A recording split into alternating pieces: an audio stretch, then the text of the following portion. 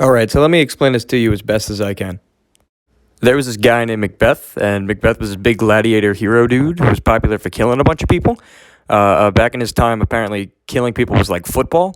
So, yeah, he was pretty good at it. But anyway, Macbeth is on his way home from a battle with his boy Banquo when these three weird women pop out the forest and start trying to talk to him like, yo, what's up, Macbeth? Yo, let me get your number. So Macbeth starts assessing the situation as like, weird tree lady's starting to talk to me. Most normal people would run the other way, but that ain't me. I'm Macbeth. I'm cool. Let's see what they got to offer. Let's get this going. Anyway, Macbeth starts talking to these tree women, and turns out they're witches. Also turns out they make some good-ass soup. So they're all munching on this soup, and then the witches are like, Macbeth, you ever watch Long Island Medium? Yeah, we can do that. So like, come up next to this cauldron, we gotta tell you future. So Macbeth goes next to the cauldron, they're like, all right, Macbeth, first, you gonna be Thane of Cawdor. And then after that, you gonna be king. You like that? How you like that? How you like that? You keep always lying to me. So what? You're lying so much, you know. You're making it hard. And Macbeth and Banquo get back to walking home. Also, for anyone wondering what is a Thane, I'm going to be honest, I have no clue whatsoever. 90% of the time, I have no idea what the fuck I'm talking about. So Macbeth and Banquo return home, and Macbeth's coach, his gladiator coach, that's a thing, right? Yeah, totally. Anyway, Macbeth's gladiator coach is like, how would you like to be promoted to Thane of Cawdor? So at first he's like the big hype because he's finally Thane, and he's like, yeah, moving up in the world, new rank. But then he starts thinking to himself, and he's like, wait a minute. Those three tree woman witches, whatever they are, might have been right. It's a bit weird. So anyway, this causes Macbeth to start thinking about shit, and he's like, well, I could kill the king right now and become king almost instantaneously and fulfill the witch's prophecy. But on the other hand, murder is bad. No murder. No murder. So in his agony, Macbeth starts mumbling. Stars, hide your fires, and these here are my desires. So Macbeth comes home and he starts talking to his wife about all of his thoughts and what he should do. But at the end of it all, he's like, you know what? I should do the morally right thing and not murder this king. But that's when Lady Macbeth intervenes and is like, nah, man, let the juice loose. Wait, I think I said that wrong. One sec. Let's try this again.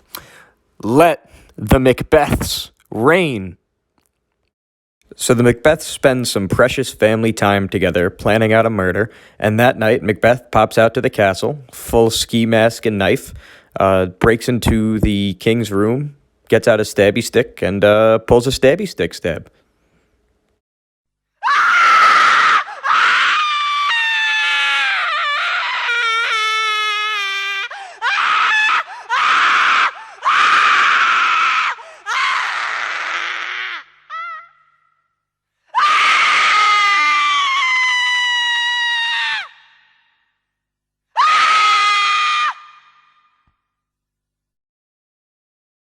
So Macbeth comes home ready to celebrate his kill with his wife and have a good time. And the first thing his wife says is, well, did you remember to frame the guard?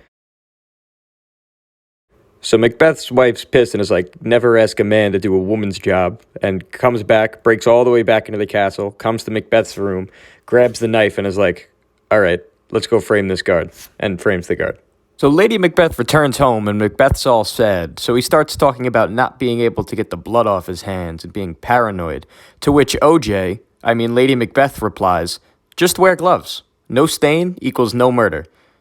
Lady Macbeth leaves the room, leaving Macbeth alone, sad, and paranoid. Precisely because my natural gravity is towards self-destruction, sadness, sort of despair, drug use. So Macbeth wakes up the next morning, still paranoid as all hell, and his two guys ask him, hey, what happened last night? And he goes, well, someone killed the king, of course, and I know who did it.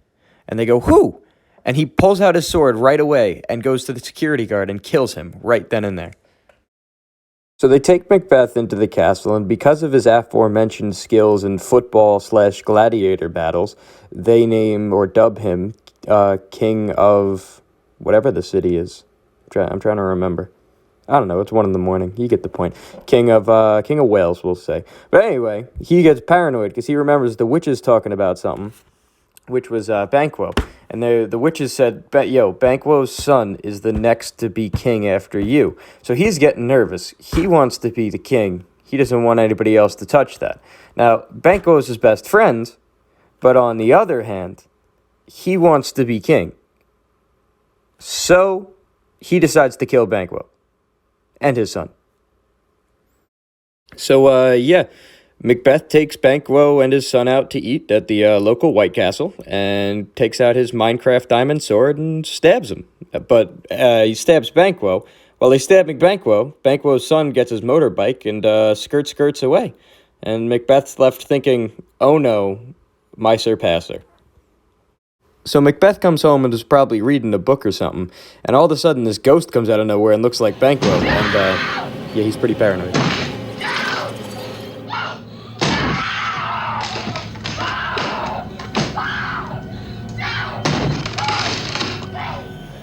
That was pretty much Macbeth's breaking point, and he goes back into the woods to track down the three witches that told him his future earlier and asks for them to do it again. And they're like, oh, because that was going so well for you the first time? Sure, why not? Let's do it again. So they give him the checklist. Macbeth's future.